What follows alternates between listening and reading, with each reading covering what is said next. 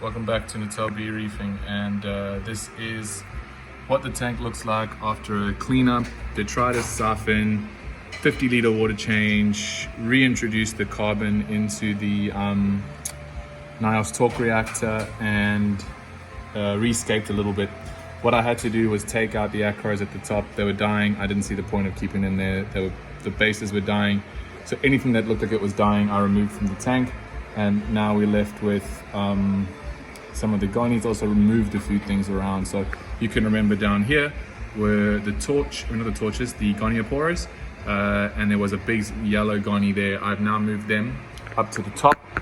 So we've got one up there, and we've got the glitter gonies in their own little section up here. And we've still got the island red devil because that hasn't actually started dying yet. It's definitely changed its color to that pre-death brown, but it hasn't actually started, the tissue hasn't started receding yet, so that's why I left it. And also this bird's nest, the bird of paradise, I think it might be called. That one still hasn't, believe it or not, it actually looks quite nice. This camera's not doing it justice. And there's a little piece of it that broke off ages ago that landed there, and that one's also growing. So that seems to be a very hardy coral. So if any of you guys are looking at an SPS entry level one, this sort of bluish tip yellow stem bird's nest or bird of paradise, it survived what killed everything else. So there's a tip for you. The Leptastria rock is at the back where it was before, and the clam is doing really well.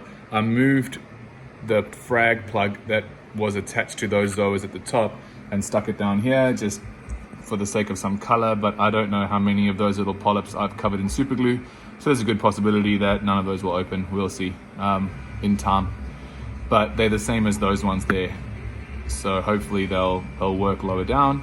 And yeah, so that's the plan. So the plan now for the future, I guess, for this tank is just to let this thing sit for a little while, let it sit as it is. I'll probably have to turn these lights down because they were turned up quite high for having the acros at the top, and I don't think, someone please correct me in the comments if I'm wrong, but I don't think that the gonies would like such bright light.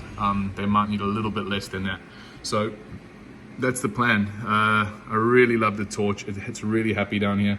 The flow that we got going on by moving the one MP10 to the bottom and the other one to the front corner of the tank here has created some sort of like a swirl almost like that. And it's allowing the polyps to move in all different directions, and it's working really well for this piece. It's gigantic. You can see how, I'd say it's probably about maybe the size of my hand, but at least the palm section of my hand anyway. So yeah, that's the case. All the acros are out with the exception of Island Red Devil.